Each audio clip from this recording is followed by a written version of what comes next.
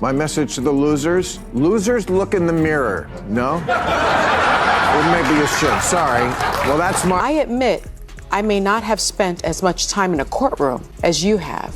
I was also... First, I asked her why she had sex with Trump. Listen to that, and then listen to what she says after that, because it's quite a variance of what he said to me. Bill Maher, known for his razor-sharp wit and bold opinions, took center stage during an explosive appearance on The View. What began as a routine discussion quickly turned into a masterclass in dismantling woke culture, with Maher directing much of his fiery critique at co-host Sunny Hostin. By the end of the segment, Maher had completely flipped the script, leaving the panel scrambling to defend themselves and audiences stunned by his takedowns. The tension started brewing when Hostin accused Maher of weaponizing the term woke, which she argued had been co-opted by conservatives to push a divisive narrative. "You said woke is ruining everything," Hostin charged, attempting to pin Maher down as hypocritical. But Maher wasn't having it. With precision and clarity, he clarified that he never said it was ruining everything, but rather pointed out that the overreach of wokeness could help re-elect Donald Trump. Special Achievement Award by the Department of Justice. You remember the Department of Justice, right? It's with Trump. Listen to that, and then listen to what she says after that, because it's quite a variance of what he said to me in 2018. Woke is why Trump could get re-elected, Maher explained, flipping Hostin's accusation on its head. Hostin tried to salvage her argument by asserting that woke originated in the black community as a term for social awareness, implying that Maher's criticism of the term was misplaced. Maher, however, saw through her attempt to paint him into a corner. Calmly but firmly, he acknowledged the term's origins while pointing out how its meaning has evolved over time. Words migrate, Maher said, dismissing the idea that his critique was rooted in ignorance. He deftly sidestepped Hostin's trap, turning the with a Special Achievement Award by the Department of Justice. You remember the concern about the fact that the International Criminal Court just today issued a subpoena for Bibi Netanyahu? Tables on her with a subtle but devastating rebuttal. From there, the discussion expanded into broader critiques of the left, with Maher pulling no punches. He criticized what he sees as the growing extremism of progressive politics, pointing to examples like the left's blind support for organizations like Hamas and the conflation of wokeness with genuine social justice. Maher didn't hold back, calling out the hypocrisy of woke activists who champion ideologies. Department of Justice, right? It's the agency that's been pursuing you for decades. Civilians that have been collectively punished and murdered, largely children and women, and are you at all concerned that contradict their supposed values? He cited protests supporting Hamas as a prime example, remarking, "If you're for Hamas, try living in Gaza for a day. Trust me, you'd be begging to live in Tel Aviv."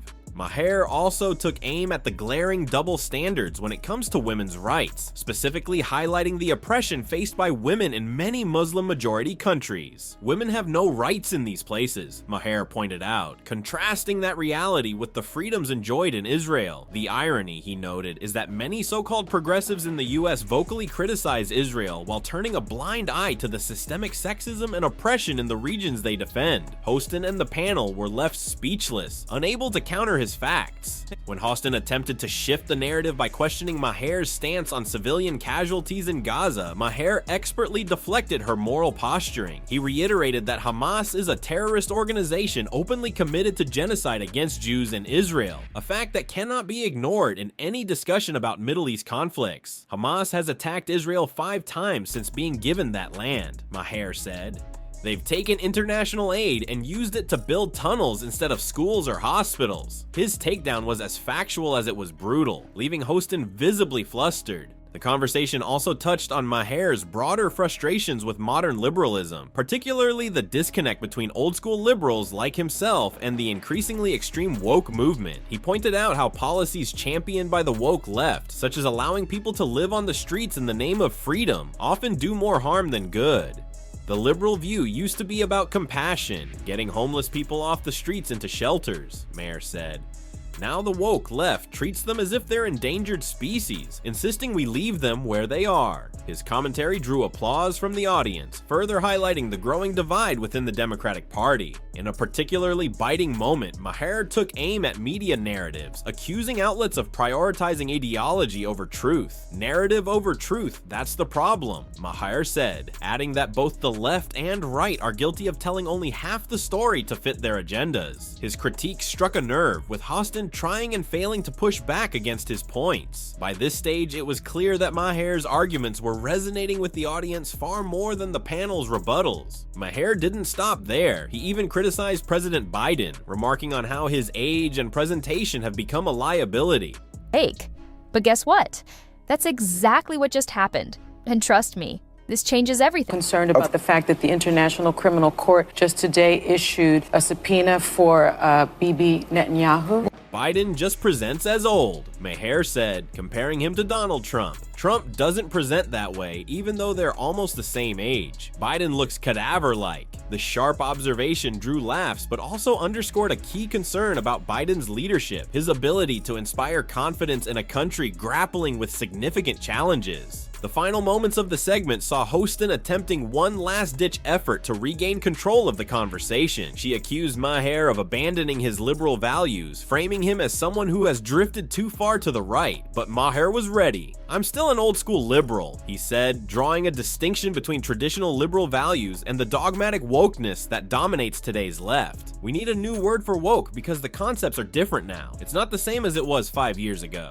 Maher's appearance wasn't just a critique of the left. It was a wake-up call. His ability to articulate nuanced positions while dismantling the flaws of modern progressivism resonated with viewers across the political spectrum. By the end of the show, even the audience, typically aligned with the View's progressive panel, was applauding Maher's insights. Hostin and her co-hosts, meanwhile, were left visibly shaken, their arguments in tatters. What do you think? Did Bill Maher expose the flaws of woke culture and modern liberalism, or did his critiques miss the mark? Share your thoughts in the comments below, and don't forget to like, subscribe, and hit the notification bell for more updates on this ongoing cultural conversation.